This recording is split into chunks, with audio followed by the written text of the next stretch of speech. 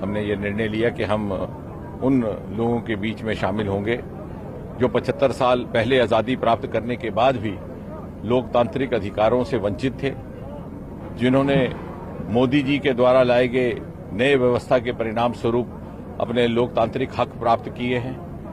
अजीब विडंबना है कि बंटवारे के बाद जिन भाइयों ने ये फैसला किया कि वो पाकिस्तान का शहरी बनना उनको मंजूर नहीं है, वो हिंदुस्तान जाकर के हिंदुस्तान के शहरी बनकर के रहेंगे और इसलिए अपना घर बाहर अपनी रसोई चूल्हा छोड़ करके कटलो गारद से गुजरते हुए अपने प्रियजनों से बिछड़ते हुए हिंदुस्तान पहुंचे। आजाद हिंदुस्तान के निर्माण में उनका बहुमूल्य योगदान रहा। इन्हीं में से दो महानुभाव भारत के प्रधानमंत्री भी बने, डॉक्टर मनमोहन सिंह जी, इंद्र कुमार गुजराल जी। लेकिन जो भाई जम्मू कश्मीर में आकर के बस गए, उनको यहां की सरकारों ने इस अधिकार से वंचित रखा।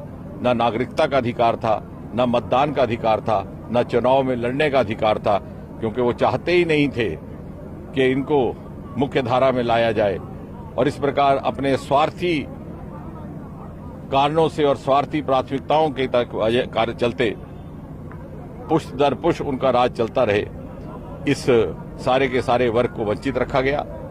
आज मोदी जी ने उस पिछली सरकारों का प्रायश्चित करते हुए उनके पाप का इन्हें वो सारे अधिकार प्राप्त किए हैं, सारे अधिकार उपलब्ध करवाए हैं। और जैसे कहा जाता है कि लोकतंत्र का अर्थ ये है कि बच्चा कहीं भी जन्म ले, घर बड़ा हो के छोटा, अमीर का हो के गरीब का, माँ ये साहस कर सके स्वप्न देखने की कि उसका बच्चा भी बड़ा होकर के ऊंचे से ऊंचे पद पर आसीन हो सकता है। आज हमें खुशी है ये देखते हुए कि जम्मू कश्मीर में आए हुए पश्चिम पाकिस्तान के शरणार्थियों की माता पिता को भी ये ख्वाब देखने का एक अवसर प्राप्त हुआ है, एक साहस उनमें जागा है।